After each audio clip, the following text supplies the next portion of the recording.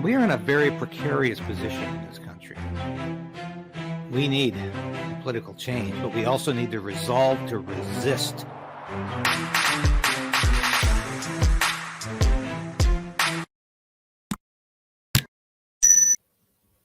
Hi, welcome back to Stand on Guard with David Krayden. This is another one of our shorts, our 5 minutes. This is a take 5. If we can get that. This is a take 5 short, and this is where we talk about one particular issue. So let's take 5 and let's talk about liberal censorship. That's what the liberal government is doing in this country. There's a bill on the horizon. It hasn't yet been numbered, but it's been named. It's the Online Safety Bill. And this is going hand in hand with Bill C-11 and Bill C-28. I think it's extremely important that we look at these things. Now, C-11 has already been passed. It's going to make it harder to find videos. It's going to suppress the popularity of videos, hurt creators' revenues. This is all about so-called Canadian content. And this is going to have a very, very widespread consequence for a lot of people in this industry. But we're basically talking about, three kinds of bills. If we can see them here. Yeah. So we already had the Online Streaming Act, which is passed. This is kind of the Canadian Content Bill. What's coming up next is Bill C-18. This is essentially, I call it the Internet Extortion Bill, because it's going to force big social media outlets to pay news agencies for use of stories. Now, a lot of news agencies, the big media outlets, like this because they know they can afford the legal the litigation that's going to go before this actually takes place at media outlets. So they're enthused about this.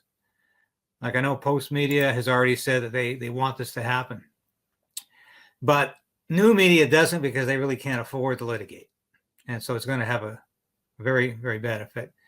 And the one that's coming, though, this is the one, if you think it's bad now, if you think Trudeau has already come down hard on freedom of speech in this country, the Online Safety Bill is going to be absolutely catastrophic. Now, I wrote a column this week in Human Events about this, and we are really way ahead on the power curve on this. We're ahead of media, with the exception of at least one other independent media, new media that's going after the story. But very few people in the national mainstream media are even acknowledging this as a problem. And even in new media, people aren't aware that this next bill is on the horizon. It was once named Bill C-36. And it was not passed because it was introduced just as Parliament recessed in June 2021. And then, of course, there was a fall election. So the bill died on the order table. It's being resurrected by, this time, not the Justice Minister, but the Heritage Minister, as part of this whole internet onslaught, this attack on freedom of speech by Justin Trudeau. It's very dangerous. Why is it very dangerous? Because it's going to talk about some very, very controversial matters that are integral, key to free speech in this country. It's going to ban disinformation and hate speech. Now you say, what exactly is that? And that's the very problem with this bill, is it doesn't define either hate speech or disinformation. In fact, it says it can't define disinformation because that would be problematic. So therefore, we are left with the government deciding what is hate speech and what is disinformation. That can mean virtually anything, but it's going to mean subject matter, areas of interest that are contrary to the public policy of this liberal Trudeau government.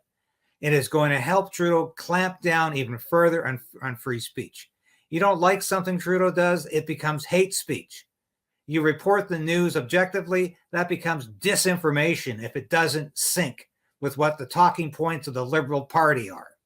Now, this is going to be a huge problem for Canadians. And we have got to acknowledge this.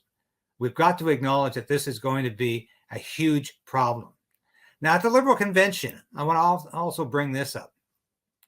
The Liberals brought up a story. What they're really mad about is that the Globe and Mail published a story based on a whistleblower source within CSIS. They did not name that source because obviously that person not only fears for his job, but potentially his life. This is a very serious matter. And as I pointed out previously, this is going to be absolutely devastating.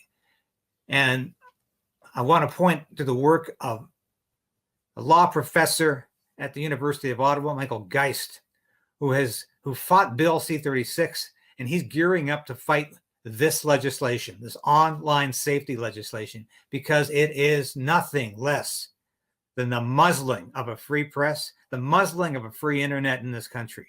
And very few people, as I said, are fighting this. But thank God, some people are. I want to have Professor Geist on my show in the next few weeks to discuss this, because this, I think, is the most important issue facing Canada right now. Are we going to have the freedom to continue to criticize this government? Are we going to have the freedom to voice our opinions without the government telling us we're voicing disinformation or hate speech? We have got to rev up to fight this battle. As I've said before, resolve to resist. Fight back. Get the facts and fight back.